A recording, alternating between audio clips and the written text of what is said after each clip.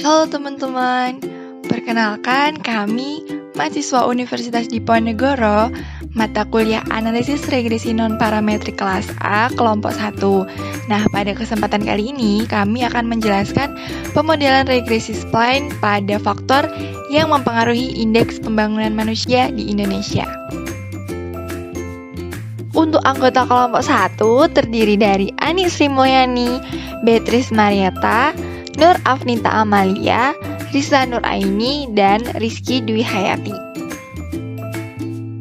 Nah, dalam video ini kita akan membahas 5 pokok bahasan. Yang pertama ada pendahuluan, tinjauan pustaka, metode penelitian, analisis dan pembahasan, dan yang terakhir kesimpulan. Mau tahu lebih lanjut tentang pemodelan regresi spline? Yuk dengarkan pembahasan dari teman-teman kami. Bab 1. Pendahuluan. Pendahuluan ini berisi latar belakang dan tujuan penulisan. Apa sih yang melatar belakangi kami mengambil studi kasus ini? Pada tahun 1990, UNDP atau United Nations Development Program atau bisa disebut Badan Program Pembangunan PBB memperkenalkan istilah baru yaitu Indeks Pembangunan Manusia melalui konsep Human Development sebagai paradigma baru model pembangunan. Sedikit info bahwa UNDP ini mempunyai program yaitu mengentaskan kemiskinan. Negara-negara diklasifikasikan menjadi 3 klaster, yaitu negara maju, negara berkembang, serta negara terbelakang. Untuk khususnya negara berkembang akan diberikan bantuan berupa tenaga ahli, penasehat, pelatihan, serta perlengkapan pembangunan. Pada tahun 2021, salah satu provinsi yang ada di Indonesia, yaitu Jawa Timur, memiliki nilai IPM sebesar 72,14. Artinya nilai tersebut masih di bawah dari provinsi-provinsi lain yang ada di Pulau Jawa. Oleh karena itu, perlu diketahui faktor-faktor apa sajakah yang mempengaruhi tinggi rendahnya nilai IPM di suatu provinsi? Sehingga diharapkan pemerintah dapat lebih memperhatikan dan mengupayakan program-program pembangunan manusia atau human development untuk meningkatkan angka IPM sebagai usaha perbaikan kesejahteraan manusia. Faktor-faktor yang memengaruhi IPM tersebut dapat diketahui dengan menggunakan suatu pemodelan, yaitu analisis regresi. Pendekatan dalam metode analisis regresi ada 3, yaitu pendekatan parametrik, pendekatan non-parametrik, serta pendekatan semi-parametrik. Menurut Yanti dan Budiantara pada tahun 2016, metode yang dapat digunakan untuk mengetahui hubungan antara variabel respon dengan variabel prediktor jika kurva regresinya tidak diketahui bentuk serta polanya adalah dengan menggunakan regresi non-parametrik. Menurut Hartle dan Wahba, mereka menyatakan bahwa penggunaan regresi spline sebagai alternatif pendekatan non-parametrik. Spline mempunyai keunggulan dalam mengatasi pola data yang naik atau turun dengan bantuan titik knots. Titik knots merupakan perpaduan bersama yang menunjukkan pola perilaku fungsi spline pada selang yang berbeda. Menurut Katijaya pada tahun 2013, model spline terbaik dapat dilihat dari beberapa kriteria tertentu seperti nilai MSE atau mean square error yang paling minimum serta nilai GCV atau generalized cross validation yang paling minimum. Tujuan penulisan ini adalah yang pertama, mendapatkan model terbaik dari pemodelan regresi spline univariabel untuk memodelkan faktor-faktor apa sajakah yang mempengaruhi IPM di Indonesia, serta yang kedua adalah untuk menyelesaikan tugas mata kuliah analisis regresi non-parametrik. Bab 2. Tinjauan pustaka.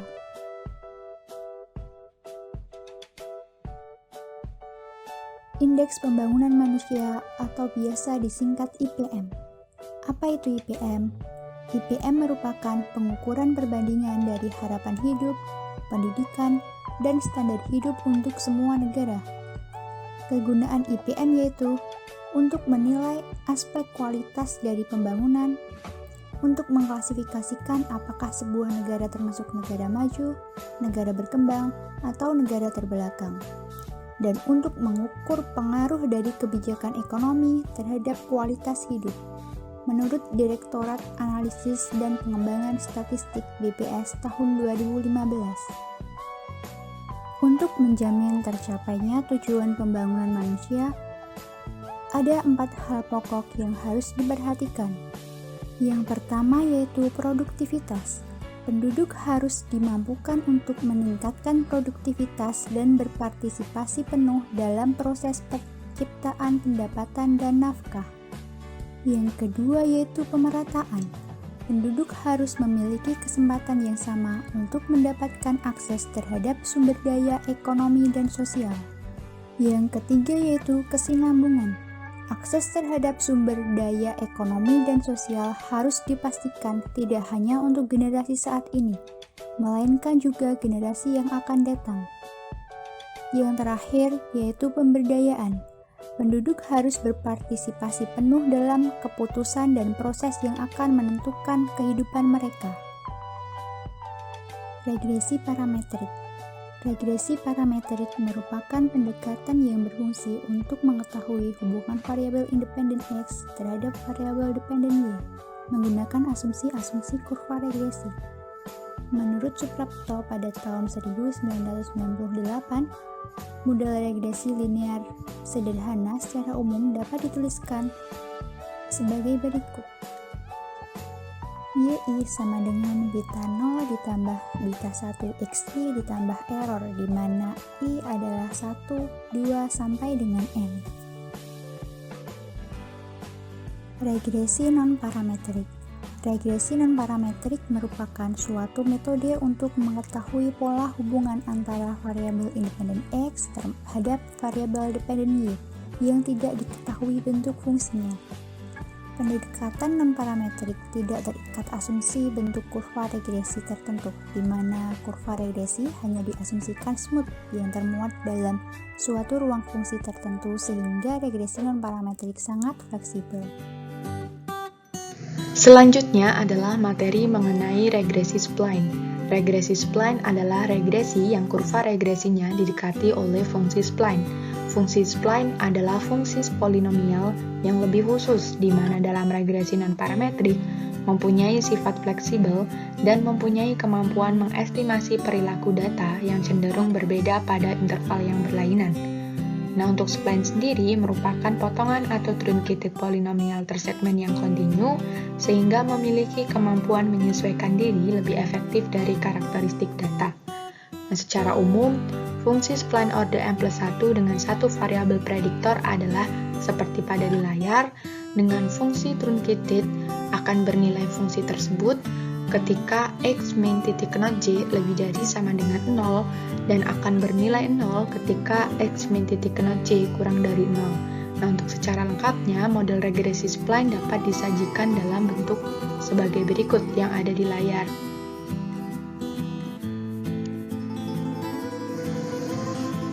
Pemilihan model spline terbaik. Nah, model regresi spline terbaik tergantung pada titik knot optimal menurut Yubang tahun 1998. Titik knot sendiri merupakan titik perpaduan bersama di mana terdapat perubahan perilaku pada data.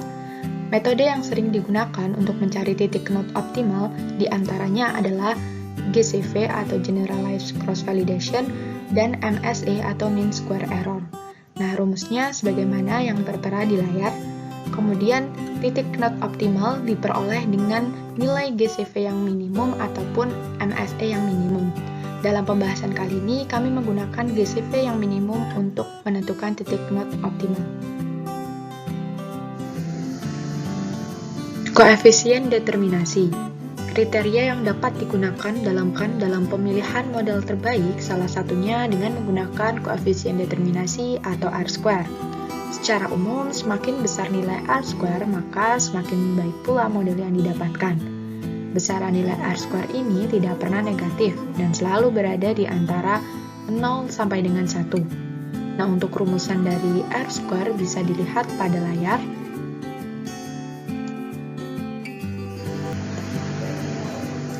MAPE atau Mean Absolute Percentage Error.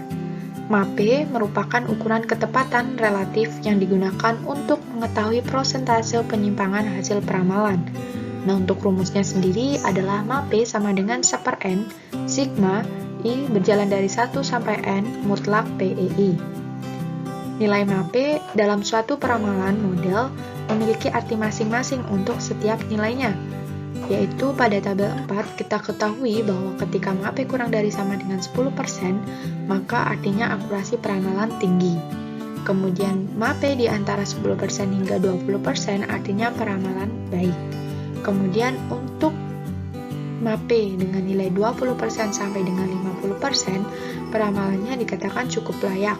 Kemudian untuk MAPE lebih dari sama dengan 50, maka peramalannya tidak teliti, karena nilai MAPE semakin membesar.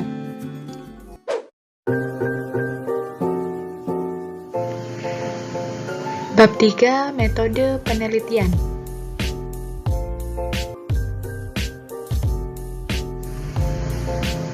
Sumber data dan teknik analisis. Nah, pada pembahasan kali ini, data yang digunakan merupakan data Indeks Pembangunan Manusia atau IPM dan Angka Harapan Hidup atau AHH di Indonesia berdasarkan provinsi di tahun 2021.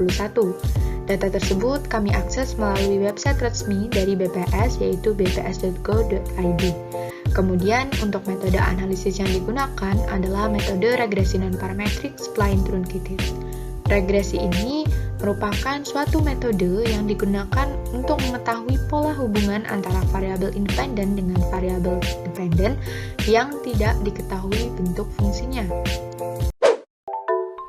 Bab 4. Analisis dan pembahasan. Analisis dan pembahasan dalam penelitian dilakukan dengan menggunakan bantuan software RStudio.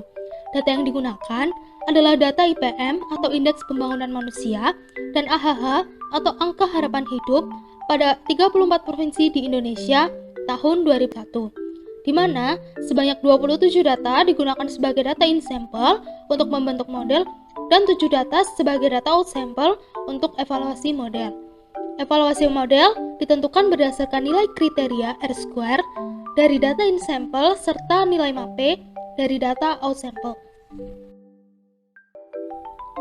Sebelum melakukan analisis lebih dalam, dibutuhkan data yang harus diinput pada RStudio. Berikut merupakan sintaks input data yang digunakan. Sebelum menjalankan sintaks, data yang digunakan terlebih dahulu disalin pada software Notepad yang kemudian disimpan dengan nama yang diinginkan.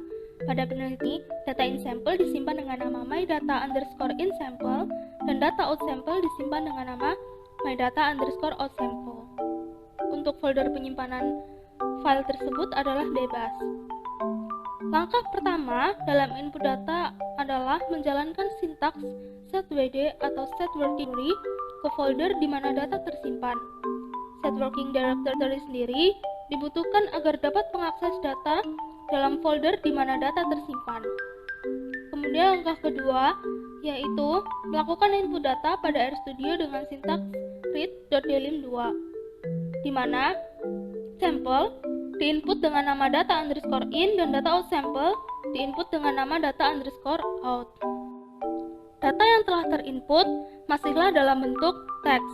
Oleh karena itu, langkah ketiga adalah mengubah data pada masing-masing variabel dari teks menjadi numerik dengan text.numeric. Kemudian langkah keempat adalah mengurutkan data, baik data in sample maupun data out sample, berdasarkan variabel bebasnya, yaitu AHH atau Angka Harapan Hidup, dengan sintaks yang digunakan adalah order. Analisis regresi non-parametrik, spline truncated univariable. Alasan penggunaan model regresi non-parametrik spline truncated univariable untuk pemodelan dapat dilihat pada pola datanya, yaitu berdasarkan grafik scatter plot antara variabel terikat IPM dengan variabel bebas AHH. Berdasarkan grafik scatter plot, dapat terlihat bahwa tidak terdapat kecenderungan pola data, atau dapat dikatakan bahwa bentuk kurva regresi data tidak diketahui. Kurva regresi yang tidak diketahui dapat diidentifikasi melalui plot-plot data yang tersebar tidak beraturan serta tidak mengikuti suatu pola tertentu. Oleh karena itu, penelitian pemodelan regresi menggunakan pendekatan regresi non-parametrik spline-truncated univariable. Langkah pertama dalam analisis regresi non-parametrik spline-truncated univariable adalah pemilihan knot optimal dengan menggunakan optimasi GCV atau Generalized Cross Validation. Berikut merupakan tabel ringkasan nilai GCV untuk masing-masing model spline truncated order 2, 3, dan 4 dengan 1, 2, 3, dan 4 titik knot. Berdasarkan tabel, dapat terlihat bahwa titik knot optimal terdapat pada model spline truncated order 2 dengan 3 titik knot, yaitu 145,17, 146,12, dan 146,76. Karena model tersebut memiliki GCV yang paling minimum, yaitu 5,308479. Sehingga dapat dipastikan bahwa model spline truncated order 2 dengan 3 titik knot merupakan model regresi non-parametrik terbaik untuk menggambarkan hubungan antara variabel terikat IPM dengan variabel bebas AHH. Setelah diperoleh model regresi non-parametrik terbaik serta titik knotnya, kemudian dilakukan estimasi untuk model spline truncated order 2 dengan 3 titik knot. Berikut merupakan hasil estimasi model dari hasil running syntax RStudio. Berdasarkan nilai koefisien estimasi parameter diperoleh, dapat dibentuk persamaan model regresi non-parametrik spline truncated order 2 dengan 3 titik knot yaitu sebagai berikut. Y topi sama dengan 7,76865 ditambah 0,453667X ditambah 7,423016 dalam kurung X min 145,17 plus dikurang 23,13901 dalam kurung min 146,12 plus ditambah 17,25277 dalam kurung X min 146,76 plus. Grafik plot data in sample merupakan grafik scatter plot antara variabel terikat Y yaitu IPM dengan variabel bebas X yaitu AHH, di mana garis merah merupakan nilai estimasi variabel terikat IPM dengan menggunakan persamaan model regresi non-parametrik terbaik yang telah diperoleh. Kesimpulannya, berdasarkan running syntax RStudio, dapat disimpulkan bahwa model spline truncated order 2 dengan 3 titik knot merupakan model regresi non-parametrik terbaik untuk menggambarkan hubungan antara variabel respon indeks pembangunan manusia dengan variabel bebas angka harapan hidup.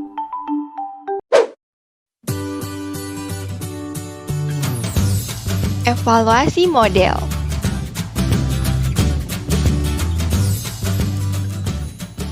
Sebelum mengevaluasi model, yang pertama kita lakukan adalah mengestimasi IPM dari data out sample. Nah, untuk output yang sebelah kiri ini merupakan output software R dari estimasi data IPM. Selanjutnya yang sebelah kanan ini merupakan plot dari data out sample. Dalam kasus ini, kami menggunakan evaluasi model dengan nilai R-square dan nilai MAPE. Berdasarkan output R, diperoleh nilai R-square 0,6712759 dan nilai MAPE 3,3%. Nah, apa sih arti nilai R-square dan nilai MAPE ini? Artinya, model regresi non-parametric spline truncated order 2 dengan 3 titik knot sangat baik digunakan untuk menggambarkan hubungan antara variabel IPM dengan variabel angka harapan hidup. Karena nilai R-square dan nilai MAPE sebelumnya berarti bahwa model moderat dan hasil peramalan sangat akurat.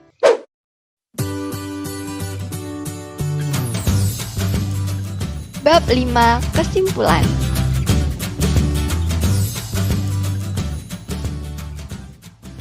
Pokok bahasan yang terakhir adalah kesimpulan.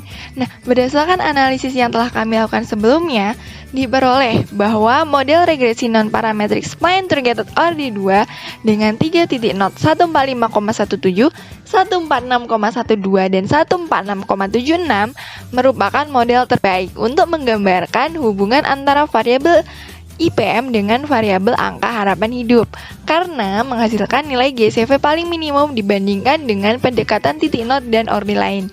Dan setelah kami evaluasi, model moderat serta memiliki kemampuan peramalan yang sangat akurat. Daftar pustaka. Nah, ini merupakan sumber-sumber yang kami gunakan untuk penyusunan dan pembahasan dalam video ini. Nah, ini juga masih termasuk sumber-sumber yang kami gunakan. Sekian video pembelajaran kami mengenai model spline truncated univariable. Semoga video ini dapat membantu teman-teman semuanya ya. Mohon maaf apabila kami ada kekurangan dalam penjelasan. Terima kasih telah menyaksikan video ini hingga akhir. Sampai jumpa teman-teman.